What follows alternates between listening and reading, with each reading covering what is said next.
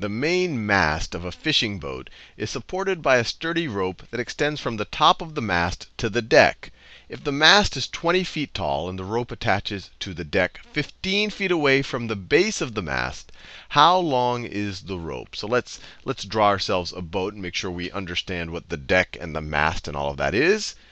So let me draw a boat. Let's see, a nice color. I'll start with yellow. So let's say that this is my boat. That is the deck of the boat.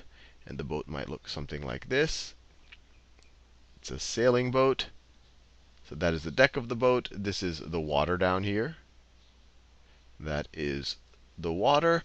And then the mast is the thing that holds up the sail. So let me draw ourselves a mast. So the mast. So let me draw the mast just like this. That is my mast. And they say if the mast is 20 feet tall, it is 20 feet tall. So this distance right here is 20 feet. That distance right there. That is what is holding up the sail. I could draw it as a pole, so it's a little bit clearer. Even shade it in if we like. And then they say a rope attaches to the deck 15 feet away from the base of the mast. So this is the base of the mast. This is the deck right here.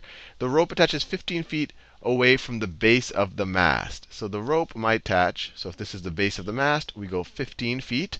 Might be about that distance right there. Let me mark that. This distance right there is 15 feet.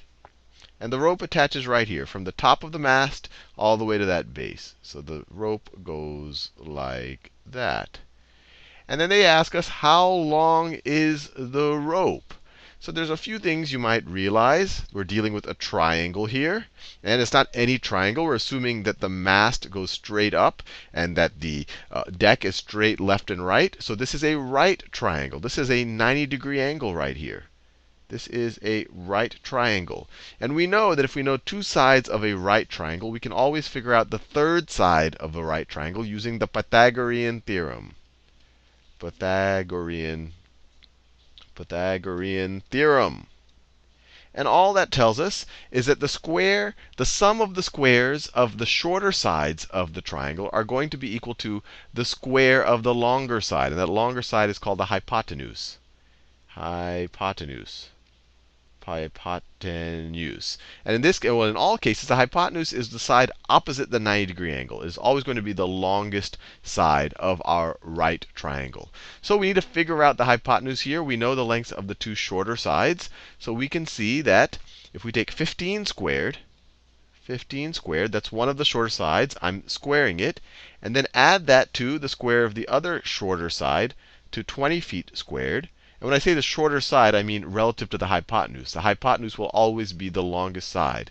That is going to be equal to, let's say the hypotenuse is in green, just so we get our color coding nice. That is going to be equal to the rope squared, or the length of the rope. So let's call this distance right here r. R for rope. Let me do it a little bit neater than that. R for rope is the length of the rope. So 15 squared plus 20 squared is going to be equal to r squared. And what's 15 squared? It's 225. 20 squared is 400. 20 squared is 400. And that's going to be equal to r squared. Now, 225 plus 400 is 625. 625 is equal to r squared.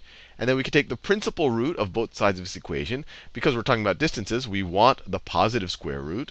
So you take the positive square root, or the principal root of both sides of this equation. And you are left with r is equal to the square root of 625. You could play with it a little bit if you like. But if you've ever played with numbers around 25, you'll see that this is 25 squared. So r is equal to the square root of 625, which is 25. So this distance right here, the length of the rope, is equal to 25 feet.